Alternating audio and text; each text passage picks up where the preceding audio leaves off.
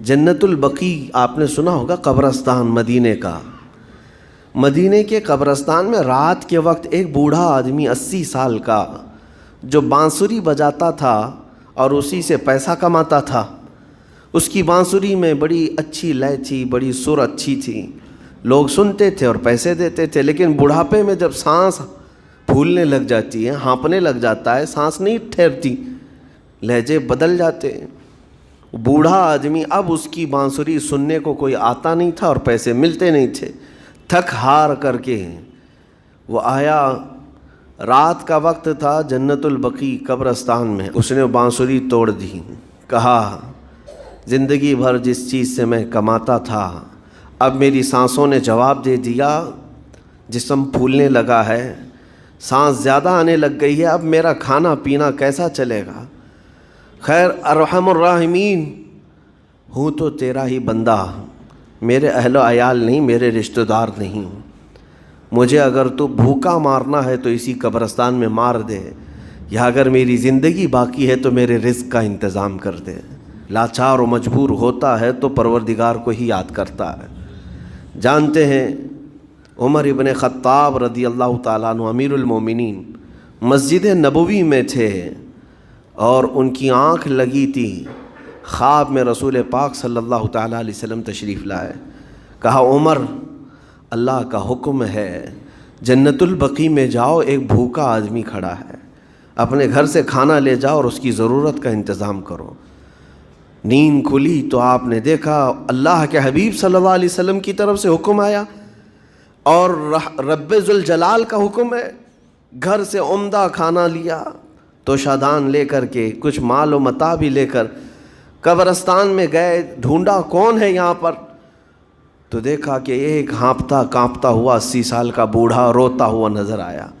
امیر المومنین اپنے ہاتھ میں توشادان لے کر اس کے قریب گئے، کہا تو بھوکا ہے؟ کہا ہاں بھوکا ہوں، بیٹھ چل میں تجھے کھلاتا ہوں۔ دسترخوان بچھا کر اسے اپنے ہاتھوں سے کھلایا اور اسے اپنی ضرورت کے مطابق جو ضروریات تھیں وہ ساری چیزیں دی۔ وہ بوڑھا پوچھتا ہے آپ کون ہیں؟ حضرت عمر فاروق نے کہا میں عمر ابن خطاب ہوں۔ وہ ڈر گیا، حضرت عمر سے کون نہیں ڈرتا تھا کہ کہیں یہ کھلا پلا کر کے مجھے کوڑے نہ ماریں کہ زندگی بھر بانسری بجانے والا آج پکڑا گیا ہے، آج مجھے یہ سزا نہ دے دے۔ وہ کانپنے لگا، کہا کہ آپ یہاں کیسے؟ حضرت امیر المومنین کہتے ہیں میں خود نہیں آیا، مجھے اللہ کے رسول نے بھیجا، اور رب تبارک و تعالیٰ کا حکم آیا تھا کہ تو بھوکا ہے اور تو نے رزق مانگا ہے اور مجھے تیرے رزق دے کر کے بھیجا گیا ہے۔ وہ چیخ مار کر کے گر پڑا زمین پر اور رونے لگا، اپنے ہاتھ پھیلا کر کہا سچ فرمایا مولا تو ارحم الراحمین ہے، 80 سال تجھ سے دور بھاگتا رہا، ایک بار کیا تجھے میں نے پکارا، تو نے وقت کی امیر المومنین کو کھانا دے کر بھیج دیا۔ اسی لیے میرا مولا فرماتا انا عند ظن عبدی بی، رب تعالیٰ فرماتا میرا بندہ میرے بارے میں جیسا گمان کرتا ہے میں اس کے ساتھ ویسا سلوک کرتا ہوں۔ اور وہ رب تعالیٰ فرماتا وسعت رحمتی کل شیء، میری رحمت نے ہر چیز کو گھیر رکھا ہے۔ اللہ رب العزت بندوں کو معاف کرنے کا اظہار زیادہ فرماتا ہے، لیکن رب کائنات اپنی کائنات میں ہم بندوں کو اتارا ہے، ہم نے کیا نہیں بگاڑا اس نے، اپنے گناہوں سے اس کی زمین کو لال کر دیا، ہاں اس کی نافرمانی سے ہم نے اس کائنات کے رنگ کو بدل دیا، کھلے عام گناہ، ننگا پن، بے حیائی، عیاشی، سب کچھ ہوتا رہا۔ اس کی کائنات ہے، اس کی زمین ہے، اس کی سلطنت ہے، اور ان گناہوں کی وجہ سے جانتے ہیں آپ سمندر اللہ کی بارگاہ میں عرض کرتا ہے کہ مولا تو مجھے اجازت دے دے، میں ایسی طغیانی لاؤں گا کہ یہ سب ہلاک ہو جائیں گے۔ ہوائیں اللہ سے اجازت مانگتی ہیں تو مجھے شدت دے دے، میں اتنا تیز اڑاؤں گی کہ ان کے پرخچے اڑ جائیں، لیکن جانتے ہو اللہ کی طرف سے جواب کیا آتا ہے؟ سمندر کو بھی رب تعالیٰ فرماتا ہے، ہواؤں کو بھی کہتا ہے رب تعالیٰ رک جاؤ، میں میرے بندوں کے انتظار میں ہوں، میرے بندوں کی توبہ کے انتظار میں ہوں کہ میرے بندے میرے پاس لوٹ آئیں گے۔ رب تعالیٰ کی بارگاہ میں جب بندہ پلٹ کر کے آتا ہے، رب تعالیٰ فرشتوں پر اس بندے کو دکھا کر رشک کرتا ہے، ارشاد فرماتا ہے میرا بندہ میرے پاس آ گیا، میرا بندہ میرے پاس آ گیا ہے۔ میں نے قرآن پاک کی وہی آیت تلاوت کی، اللہ تعالیٰ فرماتا ہے وہ لوگ جنہوں نے برائی کر لی یا اپنی جان پر ظلم کیا، یعنی گناہ کیا، پھر اللہ کو یاد کر لیا اور توبہ کر لیا،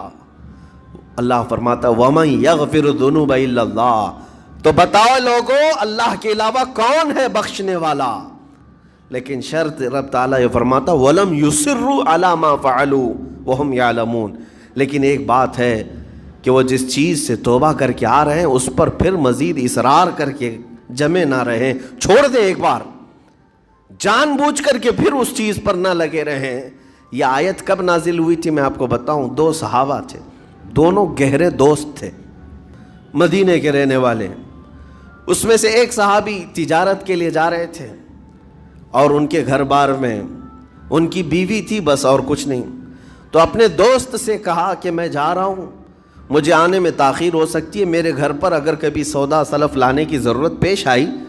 تو میری بیوی کو یہ پہنچا دینا ساز و سامان۔ یہ کہہ کر کے وہ تجارت پہ چلے گئے۔ جو دوست صحابی تھے، تو وہ جو دوست صحابی تھے سودا سلف لے کر کے گھر جایا کرتے تھے اپنے دوست کی بیوی کو پہنچانے کے لیے۔ ایک دن ایسا ہوا کہ شیطان نے ورغلایا اور سودا سلف سامان لے کر گھر گئے۔ ان کی خاتون باہر آئی دوست کی، انہوں نے اس خاتون کا صرف ہاتھ پکڑ لیا، ہاتھ پکڑ لیا، اور وہ عورت چونکہ مدینے کی رہنے والی صحابیہ ہیں، اپنا ہاتھ تو چھڑا لیا لیکن وہ چیخ مار کر رونے لگی کہ جس پر میرے شوہر نے سب سے زیادہ اعتماد کیا، تم تو جگری دوست بھائی کی طرح تھے، ہاتھ کیسے بڑھا دیا؟ تو اس صحابی کو فوراً احساس ہو گیا کہ میں بہت بڑی خطا کر گیا، میرے بھائی اور میرے دوست کی امانت میں نے خیانت کر دیا، اس نے مجھ پر بھروسہ کیا تھا اور اس کی بیوی کا میں نے ہاتھ پکڑ لیا، بس اتنی سی بات تھی۔ وہ خاتون بھی رونے لگ گئی کہ میرے ساتھ کیا ہوا، یہ صحابی بھی رونے لگ گئے، احساس فوراً ہو گیا کہ میں نے غلط کیا ہے، سودا سلف لانے کے وقت مجھ سے غلطی ہو گئی، خطا ہو گئی۔ اب اس خطا کی وجہ سے وہ کرتے کیا،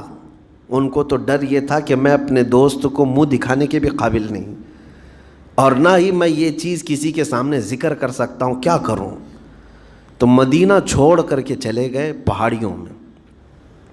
اور بغیر کھانا پانی سب کچھ بھی نہیں تھا، پہاڑیوں کے بیچوں بیچ رہنے لگے، اور صرف روتے تھے اور گر جاتے تھے، اور کمزوری آ گئی جسم میں، اٹھنے پھرنے کی بھی طاقت نہیں تھی۔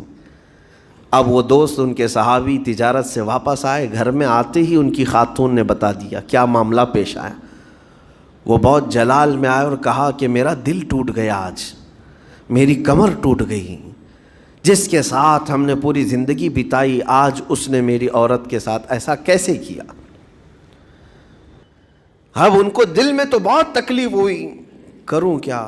لیکن وہ صحابی تھے، انہوں نے کہا یہ معاملہ سیدھے حضور پاک کی بارگاہ میں رکھتا ہوں۔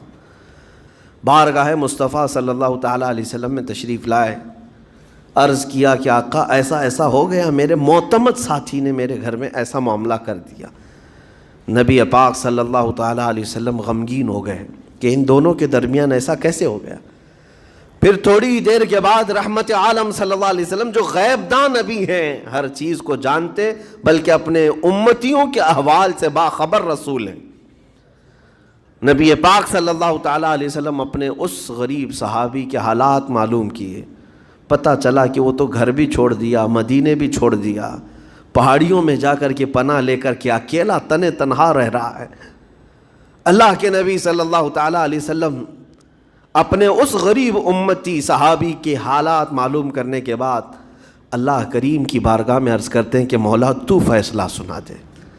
اللہ تعالیٰ نے آیت نازل فرمائی، جو آیت میں نے آج آپ کے سامنے تلاوت کیا۔